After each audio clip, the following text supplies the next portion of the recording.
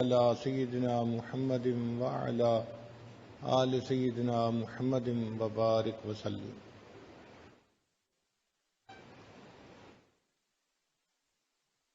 ہر انسان کی یہ چاہت ہوتی ہے کہ میری آرزوئیں اور تمنائیں پوری ہو جائیں۔ جب وہ دیکھتا ہے کہ جس بندے کے پاس مال زیادہ ہے وہ اپنی مرضی کے ہر کام کو کر لیتا ہے، تو انسان مال کمانے کے پیچھے پاگلوں کی طرح لگ جاتا ہے، خود بھی کمانے میں اور اپنی اولاد کو بھی اسی راستے پہ لگا دیتا ہے۔ بزنس مین ہے تو اولاد کو بھی بزنس میں ساتھ لگا لیتا ہے، فیکٹری اونر ہے تو اپنی اولاد کو بھی فیکٹری چلانے میں لگا دیتا ہے، حتیٰ کہ چھوٹے بچوں کو وہی مضامین پڑھاتا ہے جن سے بعد میں وہ اچھی جاب کر سکیں اور مال کما سکیں۔ گھر کے ہر فرد کو مال کمانے کے لیے تیار کیا جاتا ہے، حتیٰ کہ گھر کی عورتوں کو بھی ایسی تعلیم دی جاتی ہے کہ ضرورت پڑنے پہ وہ بھی جاب کر سکیں اور پیسہ کما سکیں۔ تو وقت کے ساتھ ساتھ پیسہ کمانا گویا بندے کا مقصد بن جاتا ہے، اور یہ بہت بڑی غلط فہمی ہے، کیونکہ پیسہ زیادہ ہونے سے انسان کی آرزوئیں پوری نہیں ہوتی۔ پیسے سے انسان کتاب تو خرید سکتا ہے، علم تو نہیں خرید سکتا، دوائیں تو خرید سکتا ہے، صحت تو نہیں خرید سکتا۔ پیسے سے انسان اچھے کپڑے تو خرید سکتا ہے، خوبصورتی کو تو نہیں خرید سکتا۔ پیسے سے انسان دوسرے کی خوشامد کو تو خرید سکتا ہے، کسی کے دل کی محبت کو تو نہیں خرید سکتا۔ تو پیسے سے ہر چیز تو نہیں خریدی جا سکتی، اسی لیے جن کے پاس پیسہ جتنا زیادہ ہوتا ہے آپ دیکھیں گے کہ وہ اتنا پریشان زیادہ ہوتے ہیں۔ پیسہ آتا ہے تو اپنے ساتھ وبال بھی لے کے آتا ہے، کبھی اولاد نافرمان، کبھی بیوی نافرمان، کبھی صحت کی مشکلات، کبھی اور اسی قسم کے مسائل، اور پھر دل بے چین رہتا ہے۔ چنانچہ پچھلے دنوں ہمارے ایک ساتھی نے مجھے ایک ڈاکومنٹ پرنٹ کر کے دی کہ دنیا کے 22-23 وہ بندے جو سب سے زیادہ امیر سمجھے جاتے تھے، جو بلینر تھے، ملینر کی بات نہیں ہے، بلینر تھے، ان کا انجام کیسا ہوا۔ تو میں پڑھ کے حیران ہوا کہ ان 22-23 میں سے کوئی 18-20 نے تو خودکشی کی، سارے کے سارے ڈپریشن کے مریض، ان کو ہاسپٹل داخل کروایا گیا، ان کے ساتھ پاگلوں والا جو ہے نا وہ معاملہ کیا گیا۔ میں حیران تھا کہ ان لوگوں کے پاس مال و دولت کے اتنے خزانے ہیں، پھر کیوں پریشان ہیں؟ تو لکھا ہوا تھا کہ ان کے دل میں سکون نہیں تھا، پریشانی تھی۔ تو جو دنیا کے سب سے امیر لوگ ہوں ان کے دلوں میں اگر یہ پریشانی ہے تو اس کا مطلب یہ کہ سکون مال و دولت سے خریدنے والی چیز نہیں ہے۔ یہ عجیب بات ہے کہ ہم لوگ سکون حاصل کرنے کی نیت سے ہر وہ کام کرتے پھرتے ہیں جو انسان کو بے سکون بناتا ہے۔ یہ غلط فہمی ہے ہماری۔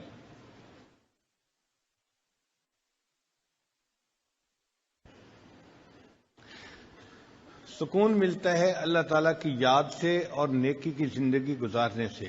الا بذکر اللہ تطمئن القلوب، جان لو اللہ کی یاد کے ساتھ دلوں کا اطمینان وابستہ ہے۔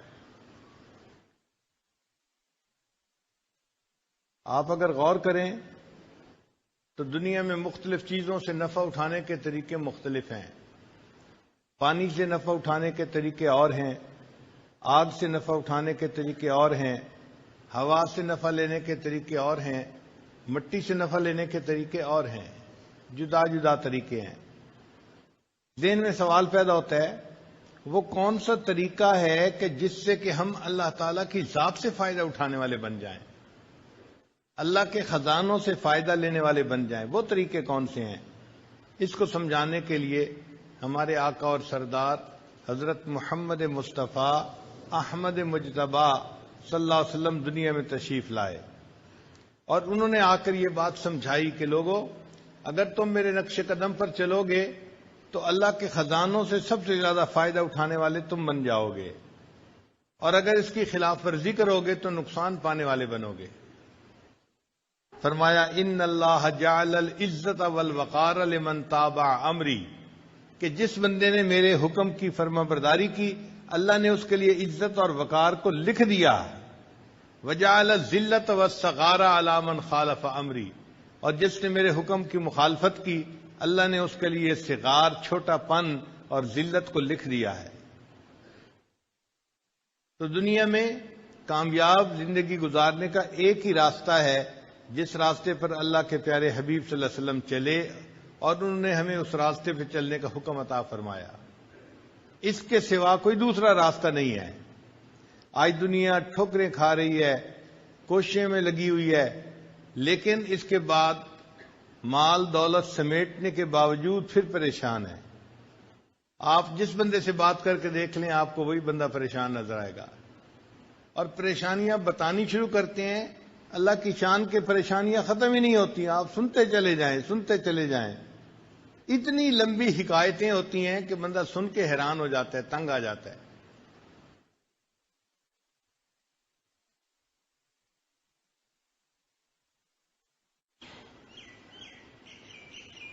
کوئی ایسا طریقہ جس سے کہ ہماری دعائیں قبول ہوں، ہماری نیک مرادیں پوری ہوں، اور ہمیں دنیا میں عزت ملے، لوگوں سے محبت ملے، وہ طریقہ نبی علیہ الصلوۃ والسلام کا بتایا ہوا راستہ ہے۔ وہ طریقہ نیکوکاری کی زندگی اختیار کرنے کا راستہ ہے۔ اللہ تعالیٰ ارشاد فرماتے ہیں وَلَوْ أَنَّ أَهْلَ الْقُرَىٰ آمَنُوا وَاتَّقَوْا، اگر یہ بستی دیسوں والے ایمان لاتے، تقوی کو اختیار کرتے، لَفَتَحْنَا عَلَيْهِمْ بَرَكَاتٍ مِّنَ السَّمَاءِ، ہم ان کے لیے آسمان سے برکتوں کے دروازے کھول دیتے۔ تو برکتوں کے دروازے کھل سکتے ہیں، مگر ان کو ہمارے گناہوں نے روکا ہوا ہے۔ ہم لوگ ایک کمرے میں تھے، گرمی تھی، ایک بچہ بار بار بٹن بند کر دیتا تھا پنکھے کا، تو گرمی اور زیادہ ہو جاتی تھی۔ ہم حیران تھے کہ یہ کیا معاملہ ہے۔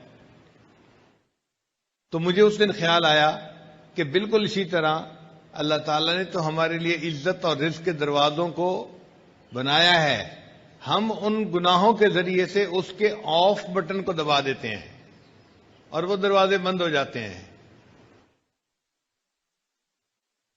اور بجائے رزق میں انسان کو سکون ملنے کے الٹا پریشانی ملتی ہے۔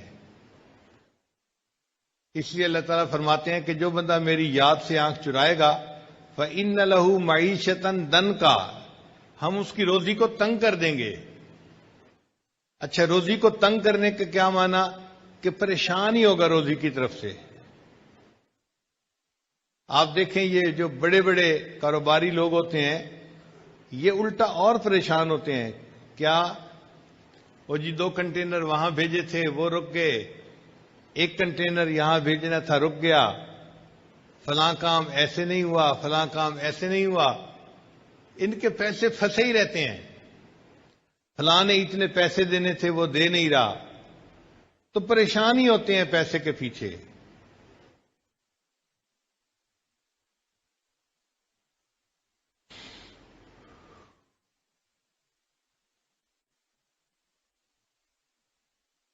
اور کئی مرتبہ ایکسپینشن کے چکر میں شیطان ڈال دیتا ہے۔ اچھی بلی فیکٹری تھی، چلا رہے تھے، مزے کی زندگی گزار رہے تھے، ذہن میں خیال آیا ہم اس کی کیپیسٹی کو بڑھا لیں۔ اب کیپیسٹی بڑھانے کے لیے کبھی تو بینک سے لون لیا، کبھی لوگوں سے لون لیے۔ اب وہ لون ایسا ہوتا ہے کہ اس کو واپس پے نہیں کر سکتے تو پریشان۔ تو پریشانی پریشانی، پیسہ ہے لیکن ساتھ پریشانی بھی ہے۔ پھر آپس میں بیٹھ کے باتیں کرتے ہیں جی کہ لیکوڈیٹی نہیں ہے ہمارے پاس، اس لیے پریشانی زیادہ ہو گئی ہے۔ پیسہ ہوتا ہے بینکوں میں ہوتا ہے، پیسہ ہوتا ہے کاغذوں میں ہوتا ہے، ہاتھ میں ان کے نہیں ہوتا۔ بس ان کی فیکٹریوں کی کیپیسٹیز بڑھتی جاتی ہیں اور وہ پریشان ہی ہوتے ہیں۔ اللہ ان کی معیشت کو تنگ کر دیتے ہیں، اس طرح سے ہر وقت پریشان۔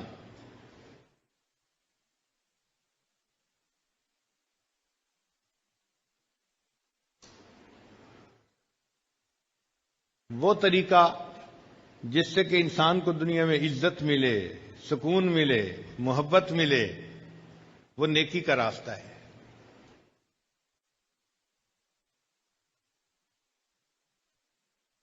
چنانچہ جن لوگوں نے نیکی کے راستے کو اپنایا، اللہ نے ان کے قدموں میں دنیا کو لا کے ڈال دیا۔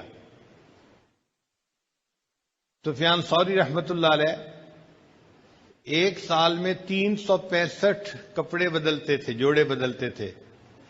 ایک بندے نے کہا ہوا تھا، حضرت میں آپ کو روزانہ ایک نیا سوٹ سلوا کے دوں گا، آپ وہ پہن کے درس دیا کرنا۔ تو حضرت روزانہ نیا سوٹ پہن کے درس دیتے تھے، پرانے سوٹ کو اللہ کے راستے میں صدقہ کر دیتے تھے۔ آپ مجھے بتائیں، ہے کوئی ایسا بزنس مین، کوئی امیر آدمی جو یہ بتائے کہ جی میں سال کے 365 سوٹ نئے بدلتا ہوں؟ بڑے سے بڑے امیر آدمی بھی 1 درجن 2 درجن کپڑے بدل لیں گے، وہی دو کے پہنتے رہتے ہیں، حالانکہ وہ امیر کہلاتے ہیں، وزیر کہلاتے ہیں۔ اور جن کو ہم فقیر کہتے ہیں، اللہ ان کو سال میں 365 سوٹ نئے بدلواتا ہے۔ یہ جو ہے نا مسلح کی بادشاہی، یہ عجیب نعمت ہے، سمجھ میں نہیں آتی۔ انسان دیکھنے میں فقیر ہوتا ہے لیکن حقیقت کا امیر وہی ہوتا ہے، وہ دلوں کا بادشاہ ہوتا ہے۔ دنیا کے بادشاہ تو جسموں کے بادشاہ ہوتے ہیں، اور یہ اللہ والے یہ انسانوں کے دلوں کے بادشاہ ہوتے ہیں۔ اصل حکومت تو ان کی ہوتی ہے، اور وہ ان کو نیکی کی وجہ سے ملتی ہے۔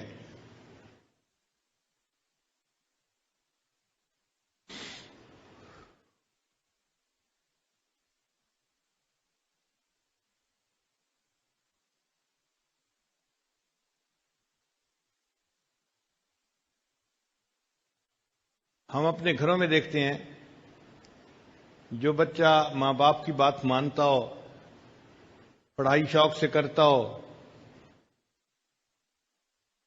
ماں باپ کی عزتوں کا سبب بنتا ہو، تو ماں باپ اس سے پیار کرتے ہیں۔ وہ بچہ کبھی فرمائش کرے کہ مجھے فلاں چیز چاہیے، تو ماں باپ آدھی بات سنتے ہی اس کی بات کو پورا کر دیتے ہیں۔ اور جو بچہ ضدی ہو، بہانے باز ہو، کام چور ہو، ماں باپ کے دل دکھائے، وہ اگر کہتا بھی رہے کہ مجھے فلاں چاہیے تو ماں باپ سنی انسنی کر دیتے ہیں۔ بالکل اسی طرح جو بندہ اللہ کی فرمانبرداری کرتا ہے، وہ دعا کے لیے ہاتھ اٹھاتے ہیں، اللہ اس کی مراد پوری فرما دیتے ہیں۔ اور جو انسان گناہوں بھری زندگی گزارتا ہے، وہ پھر ہاتھ اٹھا کے جتنا مرضی دعائیں مانگتا رہے، اللہ تعالیٰ اس کی دعاؤں کو سنا انسنا کر دیتے ہیں۔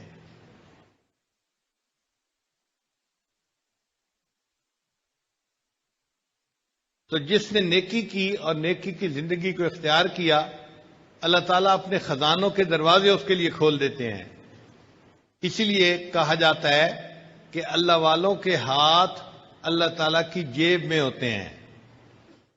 اللہ والوں کے ہاتھ اللہ تعالیٰ کی جیب میں ہوتے ہیں۔ اللہ اپنے خزانوں کے دروازے ان کے لیے کھول دیتا ہے۔ حضرت مولانا قاسم نانوتوی رحمۃ اللہ مسجد میں تشریف فرما تھے۔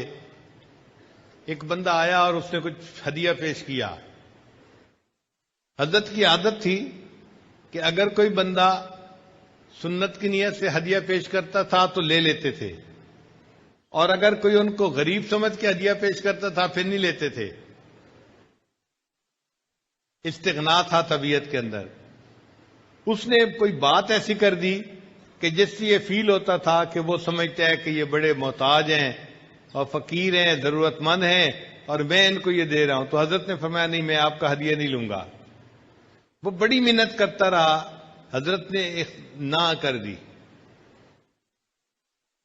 واپس گھر جانے لگا تو اللہ کی شان کہ جب وہ جوتوں والی جگہ پر پہنچا دروازے کے قریب، اس نے حضرت نانوتوی رحمۃ اللہ کے جوتے پڑے ہوئے دیکھے. اس کے دل میں خیال آیا کہ میں تو ہدیہ لے کے آیا ہوں، حضرت قبول نہیں کرتے تو کیا کروں. اس نے وہ جو پیسے تھے چاندی کے سکے وہ حضرت کے جوتے کے اندر ڈال دیے. حضرت تھوڑی دیر کے بعد جب گھر تشریف لے جانے لگے تو آپ نے اپنے جوتے پہننے لگے تو پتہ چلا کہ جوتوں کے اندر تو پیسے پڑے ہوئے ہیں. نکالے تو یہ وہی پیسے تھے جو بندہ ہدیہ دیتا تھا، اور حضرت نے اس کو نہ کر دی تھی. حضرت نانوتوی رحمۃ اللہ فرمانے لگے کہ دیکھو، جو دنیا کو ٹھوکر لگاتا ہے اللہ تعالیٰ دنیا اس کے قدموں میں یوں لا کے ڈال دیتے ہیں، اس کے جوتوں میں لا کے ڈال دیتے ہیں. اگر ہم دنیا کے پیچھے بھاگیں گے تو دنیا کبھی ہمارے ہاتھ نہیں آئے گی، لیکن اگر ہم دنیا سے رخ پھیر کے اللہ کو اپنا مقصود بنائیں گے تو یہ دنیا خود بخود ہمارے پیچھے آتی جائے گی. اس لیے زندگی گزارنے کا بہترین طریقہ انسان نیکی کو اختیار کرے. اللہ تعالیٰ اس بندے کے کاموں کو سنوارتے ہیں، اس کے کاموں میں اس کی مدد فرماتے ہیں، لوگوں کے دل میں اس بندے کی محبت عزت ڈال دیتے ہیں. یہ زندگی کو اچھا گزارنے کا بہترین طریقہ ہے. کتنی عجیب بات ہے کہ خواہشات نفسانی کو توڑنے میں خواہشات پوری ہوتی ہیں. ظاہر میں انسان سمجھتا ہے جی مجھے تو خواہشات کے خلاف کرنا پڑے گا. ہاں، ہمیں اپنی خواہشات کے خلاف کرنا پڑے گا، لیکن اللہ ہماری خواہشات کو پورا کر دیں گے.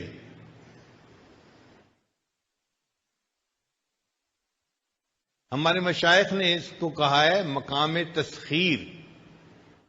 مقام تسخیر، جب یہ کسی بندے کو مقام نصیب ہو جاتا ہے پھر اللہ تعالیٰ اس کے لیے عزتوں کے دروازے کھول دیتا ہے، رزق کے دروازے کھول دیتا ہے. حضرت مولانا زکریا رحمۃ اللہ علیہ دیکھنے میں ایک درویش آدمی تھے، مگر اتنے ان کو ہدیے ملتے تھے کہ ان کے دسترخوان پہ کئی ہزار آدمی ایک ایک وقت پہ کھانا کھایا کرتے تھے. چنانچہ وہ جب نبی علیہ السلام کی خدمت میں سلام پڑھنے کے لیے حاضر ہوتے تھے تو 2000 5000 10,000 ریال پہلے صدقہ کرتے تھے، پھر سلام کے لیے حاضر ہوتے تھے. اور جب کبھی بیرون ملک سے چکر لگا کے واپس جاتے تھے سلام کے لیے تو سلام پڑھنے سے پہلے 50,000 ریال صدقہ کرتے تھے غریبوں میں، پھر سلام کے لیے جاتے تھے. آج آپ بتائیں کون امیر آدمی ہے کہ جس کے پاس اتنا مال ہو کہ وہ 50,000 صدقہ کرے اور پھر نبی اسلام کی خدمت میں سلام کے لیے حاضر ہو. اللہ تعالیٰ یوں راستے کھول دیتے ہیں. حضرت انس رضی اللہ عنہ فرماتے ہیں کہ اللہ تعالیٰ نے صحابہ کرام پر مال کے دروازے اتنے کھول دیے تھے کہ جب مال غنیمت آتا تھا اور سونے چاندی کا ڈھیر لگتا تھا اس ڈھیر کے پیچھے لوگ کھڑے ہوئے نظر نہیں آتے تھے، چھپ جایا کرتے تھے. اب بتائیں کہ وہ کتنا بڑا ڈھیر ہوگا کہ جس کے پیچھے کھڑا ہوا بندہ چھپ جائے. چنانچہ حضرت عمر لانو کے دسترخوان پر ایک وقت میں 60,000 لوگ کھانا کھایا کرتے تھے. آپ بتائیں یہاں کے تو امیر لوگوں کے شادیوں پہ 60,000 بندے کھانا نہیں کھاتے، حالانکہ وہ تو زندگی میں ایک آدھ مرتبہ شادی کا بچوں کا معاملہ پیش آتا ہے. حضرت عمر لانو کے دسترخوان پہ روزانہ 60,000 بندے کھانا کھاتے تھے. یہ دولت اللہ نے کہاں سے دی تھی؟ رزق کی برکت اللہ نے دی تھی. ایک بدو تھا، عام سا آدمی، اس کے دسترخوان پہ ہر روز 4 اونٹ ذبح ہوتے تھے. آپ بتائیں مجھے کوئی امیر بندہ ہے کہ جس کے گھر میں 4 بکرے روزانہ ذبح ہوتے ہوں؟ کروڑوں پتی بندے کے گھر کے اندر یہ کیفیت نہیں ہے کہ 4 بکرے روزانہ ذبح ہوں، اتنے مہمان ہوں. اور وہ ایک بدو تھا اور اس کے دسترخوان پر 4 اونٹ روزانہ ذبح ہوتے تھے. اتنے لوگ تو اس کے دسترخوان پہ کھانا کھاتے تھے. تو صحابہ رضی اللہ عنہم نے دنیا سے منہ موڑا اور اپنے رب کو منایا. اللہ نے دنیا ان کے قدموں میں لا کے ڈال دی. حضرت عمر رضی اللہ عنہ نے حضرت معاذ رضی اللہ عنہ کو ایک مرتبہ 2 لاکھ درہم ہدیہ بھیجے انہوں نے ایک رات میں سارے کے سارے اللہ کے راستے میں صدقہ کر دیے، 2 لاکھ درہم۔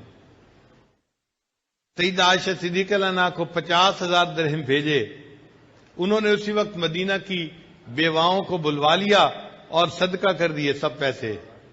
باندی آئی کہ جی آپ روزے سے ہیں اور افطاری کے لیے کوئی چیز نہیں ہے، فرمانے لگی تو مجھے پہلے بتا دیتی، میں نے تو اب سب صدقہ کر دیا، میرے پاس تو افطاری کے لیے اب کچھ بھی نہیں بچا۔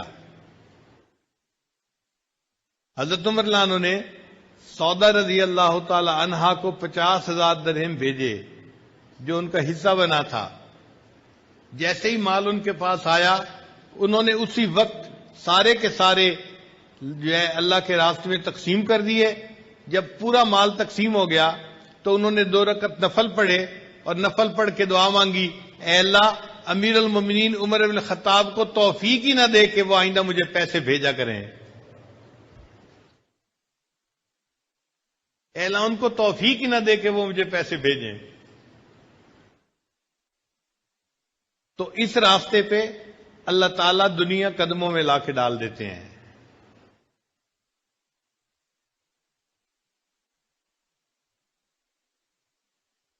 ہمارے حضرت مرشد عالم رحمۃ اللہ علیہ کر اللہ تعالیٰ نے اس طرح دنیا کے دروازے کھول دیے تھے۔ اگر وہ چاہتے کہ میں مسجد کی دیوار ایسی بناؤں کہ ایک اینٹ سونے کی ہو اور ایک اینٹ چاندی کی ہو، مجھے پکا یقین تھا کہ حضرت ایسی مسجد بھی بنا جاتے۔ حضرت خواجہ عبد المالک صدیقی رحمۃ اللہ علیہ خانوال والے، انہوں نے مسجد بنائی تو لوگوں نے مسجد کا نام رکھ دیا بے چندہ مسجد۔ بے چندہ مسجد نام کیوں رکھا؟ کہ کبھی چندہ ہی نہیں کیا جاتا تھا۔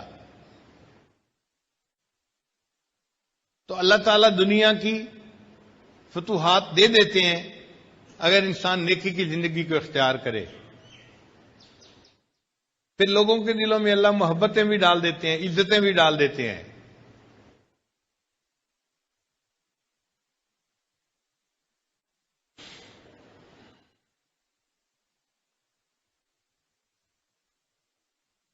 اس کا اصول سمجھ لیں کہ انسان کائنات اصغر ہے، چھوٹی کائنات ہے، اور یہ جو ہمارے ارد گرد کائنات ہے یہ کائنات اکبر ہے، بڑی کائنات ہے۔ آپس میں چیزیں ایک دوسرے سے مشابہت رکھتی ہیں۔ مثال کے طور پہ انسان کے جسم پر بال ہوتے ہیں، کائنات کے اندر دیکھیں تو زمین کے اوپر درخت ہوتے ہیں، انسان کے جسم میں ہڈیاں ہوتی ہیں، اور اگر کائنات میں دیکھیں تو ان میں پہاڑ ہوتے ہیں، پتھر ہوتے ہیں، سخت ہوتے ہیں۔ انسان کے جسم میں خون کی شریانیں ہوتی ہیں، اور زمین کے اندر دریا اور نہریں ہوتی ہیں۔ زمین کے اوپر چشمے ہوتے ہیں، اور انسان کی جسم میں چشم ہوتی ہے۔ وقت آنے پہ اس چشم میں سے بھی چشمے کی طرح پانی نکلتا ہے، آنسو ٹپکتے ہیں۔ زمین کے اندر نرم مٹی ہوتی ہے، انسان کے جسم کے اندر گوشت ہوتا ہے۔ تو جسم کی مشابہت ہے کائنات کے ساتھ۔ یہ عالم اصغر ہے، وہ عالم اکبر ہے۔ اب دستور یہ ہے کہ جس بندے کے جسم پر اللہ کا حکم چلنا شروع ہو جاتا ہے، جس بندے کے جسم پر اللہ کا حکم چلنا شروع ہو جاتا ہے، اس بندے کا حکم عالم اکبر کے اوپر چلنا شروع ہو جاتا ہے۔ اس دستور کو اچھی طرح سمجھ لیجیے۔ چنانچہ جو بندہ اللہ کے احکام کے مطابق زندگی گزارے گا، اللہ تعالیٰ اس کو مقام تسخیر عطا فرمائیں گے۔ جو لوگ پریشان ہوتے ہیں نا، یہ مسئلہ حل نہیں ہوتا، یہ مسئلہ حل نہیں ہوتا، بھائی اس میں رکاوٹ ہمارے اپنے گناہوں کی وجہ سے ہوتی ہے۔ کچھ لوگ کہتے ہیں ہمیں جی پھپھو نے پریشان کیا ہوا ہے، چچا نے پریشان کیا ہوا ہے، چچا کے ایک کاروباری تھے دوست، انہوں نے پریشان کیا ہوا ہے۔ سچی بات تو یہ ہے ہمیں کسی نے پریشان نہیں کیا ہوا، ہمیں ہمارے نفس نے پریشان کیا ہوا ہے۔ سب سے بڑا دشمن ہمارا نفس ہے۔ اور یہ نفس جو ہے نا، یہ اخبث من 70 شیطانا، یہ 70 شیطانوں سے زیادہ خبیث انسان کا نفس ہوتا ہے. ہمارے راستے تو نفس نے بند کیے ہوئے ہیں، رزق کے دروازے، عزتوں کے دروازے، دعاؤں کے دروازے اس نے بند کیے ہوئے ہیں. اگر نفس مطمئنہ بن جائے اور گناہ کرنا چھوڑ دے تو اللہ تعالیٰ تو رزق کے دروازے کھولنے کے لیے تیار ہیں.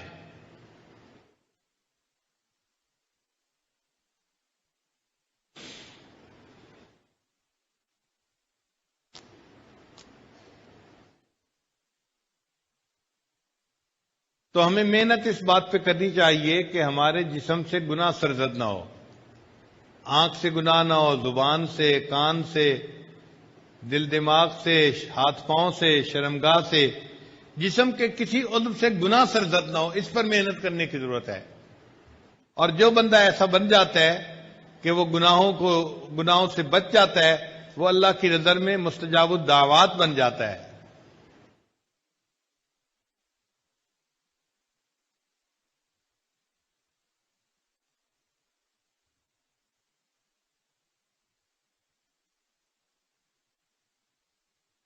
حضرت بابا جی عبداللہ رحمت اللہ علیہ سے ایک مرتبہ ساجد نے یہ پوچھا، حضرت آپ مستجاب الدعوات ہیں، اللہ نے آپ کو یہ مقام کیسے عطا فرمایا؟ انہوں نے میری بات سن کے کہا نام لے کر کہ میں اپنے سردار کی نافرمانی نہیں کرتا. وہ نبی علیہ الصلوۃ والسلام کو ادب سے اپنا آقا اور اپنا سردار یوں کہا کرتے تھے. تو فرمانے لگے ذوالفقار میں اپنے سردار کی نافرمانی نہیں کرتا، اس کی وجہ سے اللہ نے مجھے مستجاب الدعوات بنا دیا ہے. ہم بھی اگر نافرمانی چھوڑ دیں تو ہم بھی مستجاب الدعوات بن سکتے ہیں.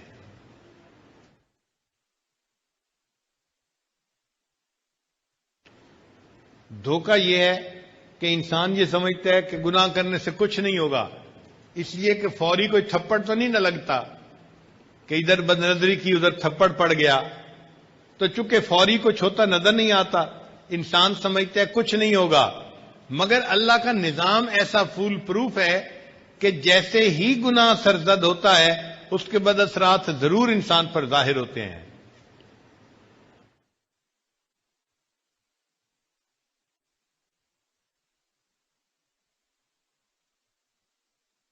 اللہ تعالیٰ تو ارشاد فرماتے ہیں کہ جس نے مثقال ذرۃ، ایک ذرہ کے برابر بھی نیکی کی تو اس کا بھی اجر ملے گا، اور ذرہ کے برابر اس نے برائی کی تو اس کا ہی سزا بھی اس کو ملے گی. تو اللہ تعالیٰ کا نظام اتنا ایکوریٹ ہے، ایک ذرہ کے برابر بھی گناہ کریں گے تو اس کا بھی اثر ہمیں پہنچ کر رہے گا.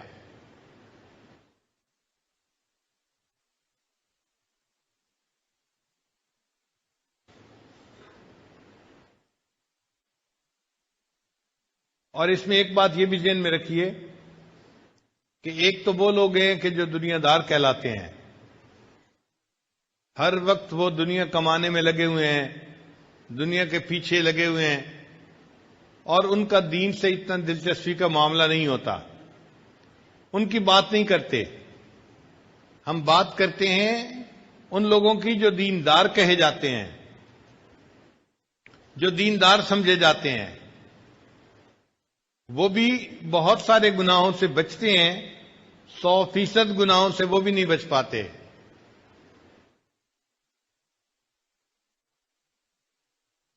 کسی کو غصے کی بیماری، کسی کو شہوت کی بیماری، کسی کو حسد کی بیماری، کسی کو عجب کی بیماری، وہ بیچارے بھی بیمار ہوتے ہیں. نتیجہ کیا ہوتا ہے کہ ظاہر تو ہمارا پھر دین والا ہوتا ہے، مگر اللہ کی مددیں ساتھ نہیں ہوتی جو اس بندے کے ساتھ ہوتی ہیں جو گناہوں سے بچتا ہے. پھر ہم بھی پریشانی کی زندگی گزارتے پھرتے ہیں.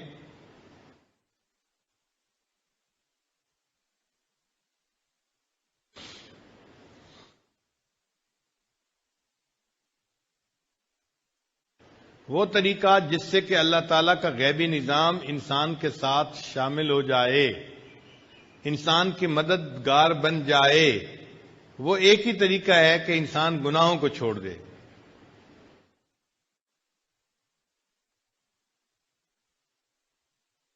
یہ کہنے میں جتنا آسان ہے کرنے میں اتنا ہی مشکل ہے. گناہوں کو چھوڑنا کوئی آسان کام نہیں ہوتا. نفس انسان کو گناہ چھوڑنے نہیں دیتا.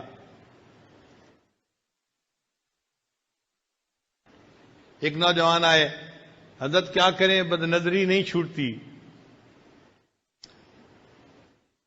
بھائی اللہ کا خوف اگر دل میں ہوگا پھر تو بد نظری چھوٹ جائے گی، اور اگر اللہ کا خوف دل میں نہیں ہوتا تو کیسے چھوٹے گی بھائی؟ پھر میں نے اسے ایک طریقہ سکھایا. میں نے کہا دیکھیں، آپ چاہتے ہیں کہ کسی غیر کی طرف دیکھیں اور اس وقت اس لڑکی کا خاوند آپ کی طرف دیکھ رہا ہے یا باپ آپ کی طرف دیکھ رہا ہے، تو کیا اس وقت آپ اس کو بری نظر سے نظر اٹھا کے لڑکی کو دیکھیں گے؟ اس نے کہا جی نہیں، اگر اس کا خاوند پاس ہے تو خاوند تو میرے ساتھ جھگڑا کرے گا، لڑائی کرے گا، اور ہو سکتا ہے کہ مجھے تکلیف پہنچائے. تو خاوند دیکھ رہا ہوگا تو میں اس کی بیوی کی طرف نہیں دیکھوں گا.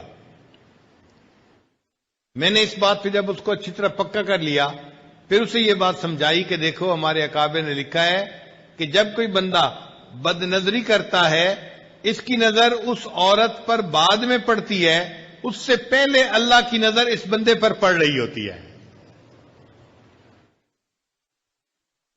تو بندے کی نظر غیر محرم پر بعد میں پڑتی ہے، اللہ کی نظر بندے پر پہلے پڑتی ہے. اللہ دیکھ رہے ہوتے ہیں.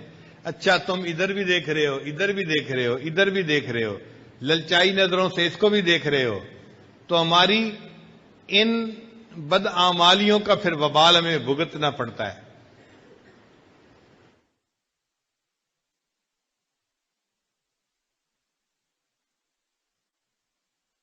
جو کرتا ہے تو چھپ کے اہل جہاں سے،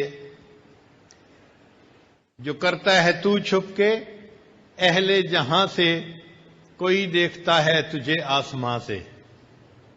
اللہ تعالیٰ آسمان سے ہمیں دیکھ رہے ہوتے ہیں. ہم دنیا کے لوگوں سے چھپ جاتے ہیں، اللہ سے نہیں چھپ سکتے. چنانچہ یہ گناہوں کی وجہ سے آج ہم پریشانیوں کی زندگی گزارتے ہیں.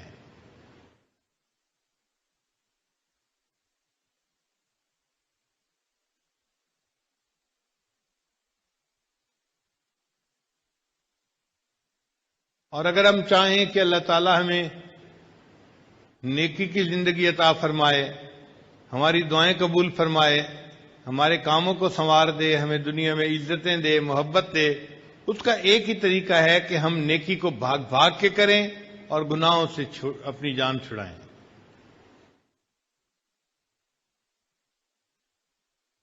اللہ تعالیٰ نے انسان کو دنیا میں اس لیے بھیجا، خلق الموت والحیات لیبلوکم ایکم احسن عملا، یہ آزمانے کے لیے کہ تم میں سے کون بہتر عمل کرتا ہے. چنانچہ تفسیر روح المعانی میں لکھا ہے کہ احسن عملا، بہترین عمل کا معنی کیا ہے؟ وہ فرماتے ہیں کہ ایسا بندہ اسرع فی الخیر، جو نیکی کا کام کرنے میں جلدی کرے، بھاگ کے نیکی کرے، وَأَوْرَعُ مِنَ الْمَعْصِيَةِ، اور معصیت سے بچنے میں دوسروں سے زیادہ جلدی کرے. ایسا بندہ احسن اعمال کرنے والا ہوتا ہے.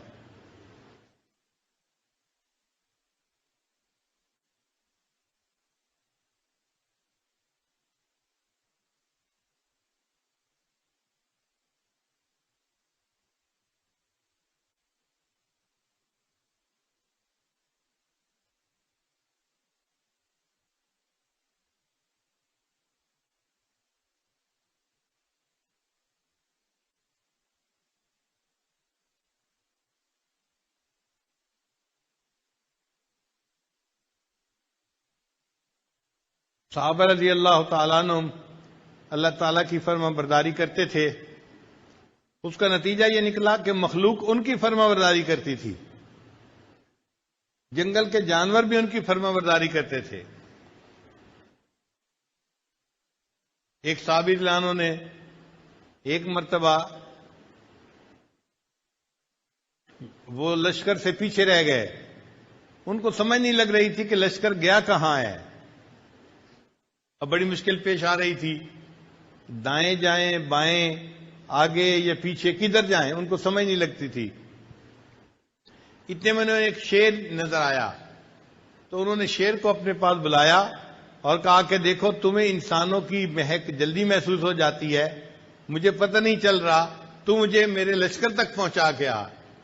شیر نے اپنی دم ہلائی، چنانچہ یہ صحابی شیر کی پیٹھ کے اوپر بیٹھ گئے اور شیر ان کو جیسے گدھا اپنے سوار کو لے کے پہنچاتا ہے، شیر نے ان کو ان کے لشکر تک پہنچا دیا اور پھر واپس چلا گیا۔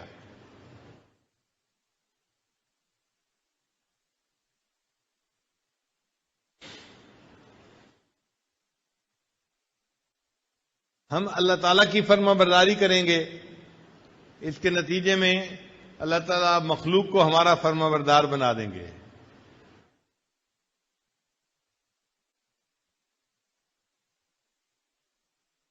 اللہ تعالیٰ رزق کے خزانوں کے دروازے بندے کے لیے کھول دیتے ہیں۔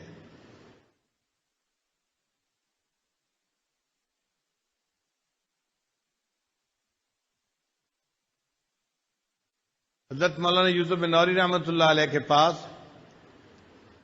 بہت سارے لوگ آتے تھے اپنے زکوٰۃ کا پیسہ لے کے، تو حضرت ان کو فرماتے تھے کہ دیکھو بھائی، میرے مدرسے میں سالانہ جتنا خرچہ ہوتا ہے وہ تو پہلے ہی مجھے مل چکا، اب میں آپ کے مال کو لے کے کیا کروں گا؟ تو حضرت ان کے مال کو واپس کر دیا کرتے تھے۔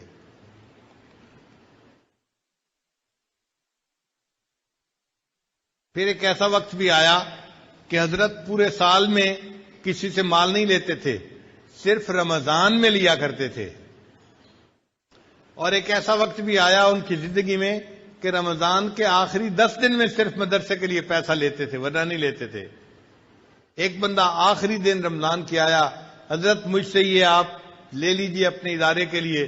فرمایا دیکھو بھائی، جتنا سال کا خرچہ ہے وہ تو پہلے سے میرے پاس موجود ہے، اور جو فالتو پیسے ہیں وہ مجھے پنجاب کے مدارس میں بھجوانے ہیں، تو بجائے اس کے کہ میں یہ تکلیف اٹھاؤں بھجوانے کے، آپ خود ہی ان کو وہاں بھجوا دیں، آپ کو اللہ اجر عطا فرمائیں گے۔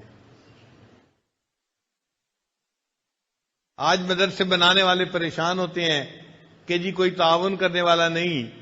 اللہ تعالیٰ ایسے معاونین بنا دیتے ہیں کہ جو بندے کے سارے جو ہے خرچوں کو خود اٹھا لیتے ہیں۔ یہ اللہ تعالیٰ کی طرف سے خصوصی رحمت ہوتی ہے بندے کے لیے۔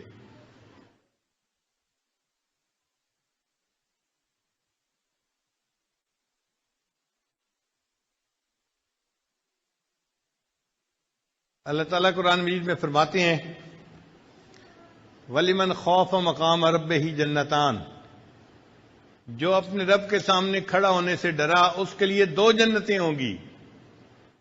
تو مفسرین نے لکھا کہ اللہ تعالیٰ اس کو جنت میں 2 محل عطا فرمائیں گے۔ جیسے ایک بندے کا گھر لاہور میں ہے اور دوسرا گھر اسلام آباد میں ہے، اسی طرح اللہ تعالیٰ اس نیک بندے کے جنت میں 2 گھر بنا دیں گے۔ اور بعض مفسرین نے لکھا کہ نہیں، اس کا یہ معنی نہیں، بلکہ معنی یہ ہے وَلِمَنْ خَافَ مَقَامَ رَبِّهِ جَنَّتَانِ، جو اپنے رب کے سامنے کھڑا ہونے سے ڈرا، اللہ اس کو 2 جنتیں عطا فرمائیں گے۔ اس کا معنی یہ ہے ای جنت الدنیا و جنت الآخرہ، آخرت میں تو اللہ اس کو جنت عطا فرمائیں گے ہی صحیح، اللہ اس کی دنیا کی زندگی کو جنت کا نمونہ بنا دیں گے۔ چنانچہ اللہ والوں کے ساتھ یہی ہوتا ہے کہ اللہ تعالیٰ ان کی عمر کے آخری حصے میں ایسی منشا پوری فرماتے ہیں کہ جیسے جنت میں کسی کی منشا پوری ہوتی ہے۔ ایک مرتبہ حضرت مشیر عالم رحمۃ اللہ کے پاس میں گیا اور میں نے کہا کہ حضرت یہ جو مستجاب الدعوات ہونا ہے یہ بہت بڑا انعام ہے اللہ کی طرف سے۔ تو حضرت مجھے فرمانے لگے ایک مقام اس سے بھی اونچا ہے۔ میں نے پوچھا حضرت وہ کون سا ہے؟ فرمانے لگے کہ ایک ایسا بھی مقام آتا ہے کہ جہاں بندے کو ہاتھ اٹھانے بھی نہیں پڑتے، اللہ دل میں پیدا ہونے والی چاہت کو ہی پورا کر دیا کرتے ہیں، ہاتھ اٹھانے کی بھی تکلیف بندے کو نہیں دیتے۔ یہ وہ لوگ ہوتے ہیں کہ جن کی زندگی 100% شریعت کے مطابق بن چکی ہوتی ہے۔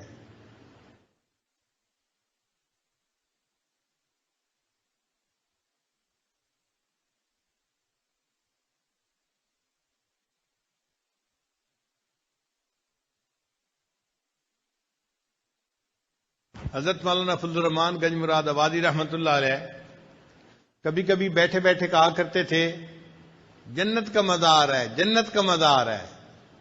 یعنی دل میں اتنا سکون ہوتا ہے کہ ان کو اس دنیا میں بیٹھے ہوئے جنت کے مزے آ رہے ہوتے ہیں.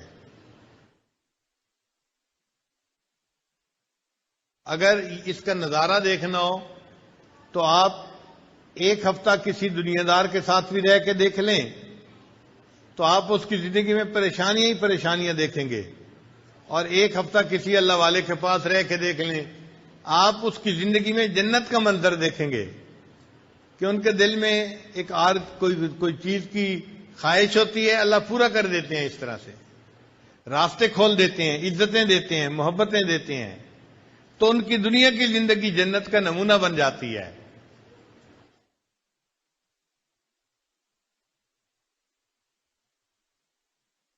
تو آج یہ کنسپٹ ٹھیک کر لیں، یہ نہ سوچیں ہمیں پڑوسی نے تنگ کیا ہوا ہے، ہمیں رشتہ داروں نے تنگ کیا ہوا ہے، مجھے بیوی نے تنگ کیا ہوا ہے، مجھے خاوے نے تنگ کیا ہوا ہے. بھائی کسی نے کسی کو تنگ نہیں کیا ہوا، ہمیں ہمارے نفس نے تنگ کیا ہوا ہے. ہم آج نفس کے اوپر جو ہے زبردستی کریں اور اس کو شریعت کی لگام پہنا دیں تو دیکھنا اللہ تعالیٰ ہمارے لیے کیسے عزتوں کے دروازے کھول دیں گے.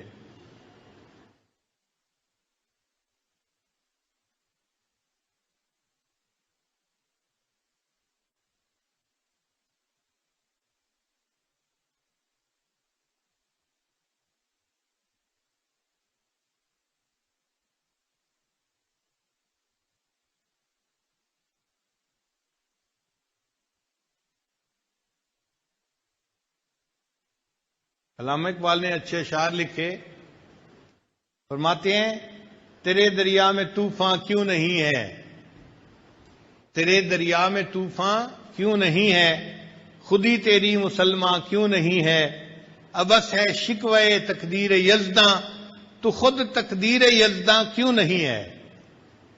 اگر ہم نیکی کو اپنا لیں گے تو ہمیں اللہ تعالیٰ ایسا بنا دیں گے کہ جو ہم تدبیر کریں گے اللہ اسی کو ہماری تقدیر بنا دیں گے. تو مسلمان ہے تو تقدیر ہے تدبیر تیری.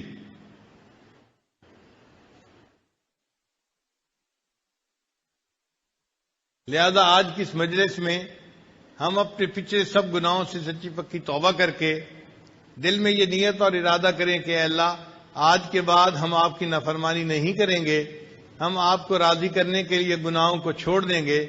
ہم گناہوں کو چھوڑیں گے، اللہ اس کے بدلے ہمیں دنیا آخرت کی عزتیں عطا فرمائیں گے. وآخر دعوانا ان الحمد للہ رب العالمین.